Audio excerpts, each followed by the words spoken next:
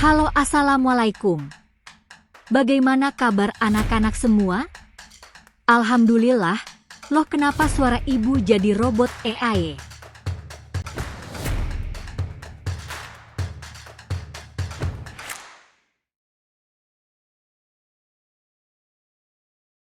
Alhamdulillah, ini Miss Deswita sudah hadir, tapi kok masih gambar?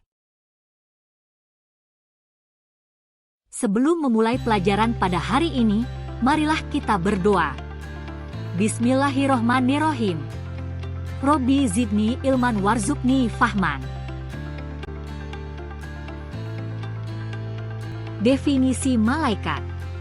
Menurut bahasa, malaikatun bentuk jama dari malakun. Adapun menurut istilah, ia adalah salah satu jenis makhluk Allah yang ia ciptakan khusus untuk taat dan beribadah kepadanya serta mengerjakan semua tugas-tugasnya.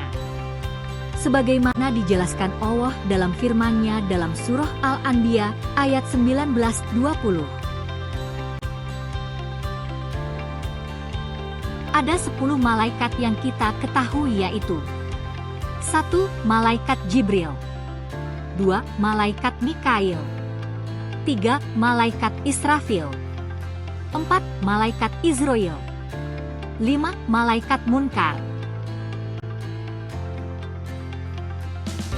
6. Malaikat Nakir, 7. Malaikat Rokib, 8. Malaikat Atid, 9. Malaikat Malik, 10. Malaikat Ridwan.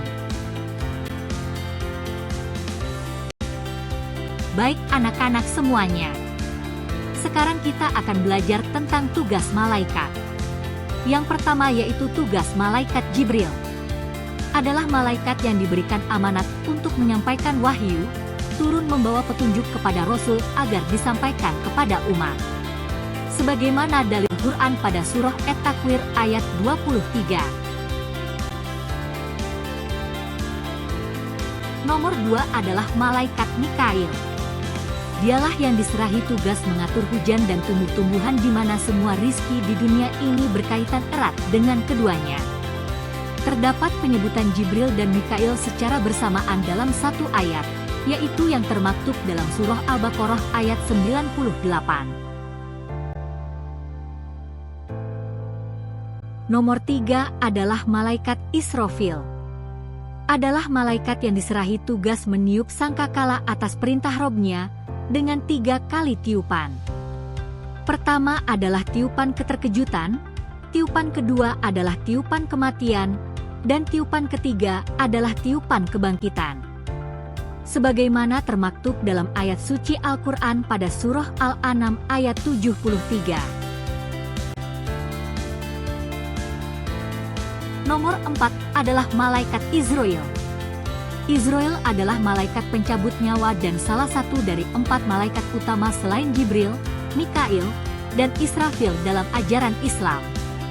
Allah sebagaimana firman Allah dalam surah As-Sajdah ayat 11. Nomor 5 adalah malaikat Munkar.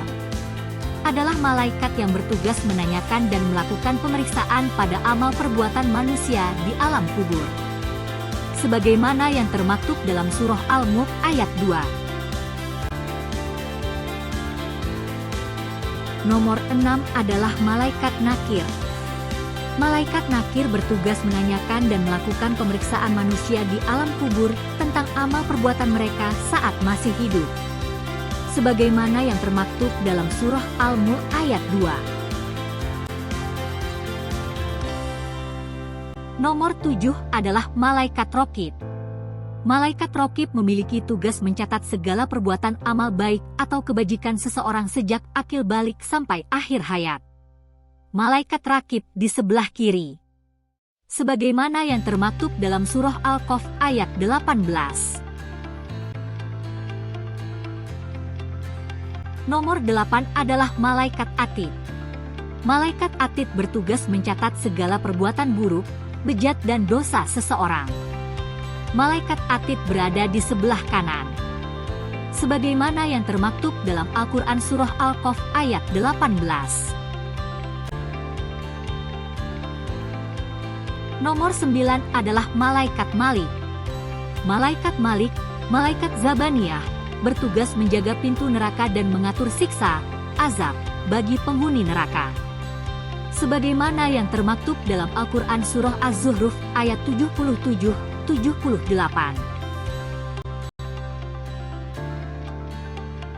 Nomor 10 adalah Malaikat Ridwan. Malaikat Ridwan bertugas menjaga pintu surga dan mengatur kesejahteraan penghuni surga. Sebagaimana yang termaktub dalam Al-Quran Surah Az-Zumar ayat 73. Baik anak-anakku yang soleh dan solihah, kali ini Miss akan bertanya kepada kalian. Pertanyaan pertama, berapakah jumlah malaikat yang kita ketahui? Pertanyaan kedua, siapakah malaikat yang bertugas mencatat amal baik dan buruk manusia? Jawaban pertama adalah ada 10 malaikat yang kita ketahui.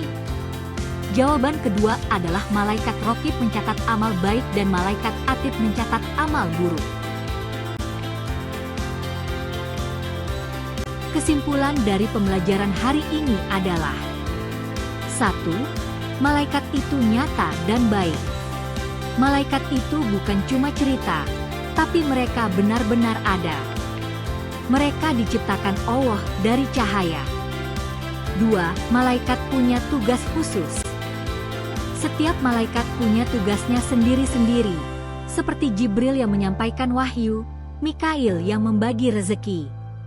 3. Malaikat selalu ada di sekitar kita, mengajarkan kita untuk selalu berbuat baik karena kita tahu ada yang memperhatikan.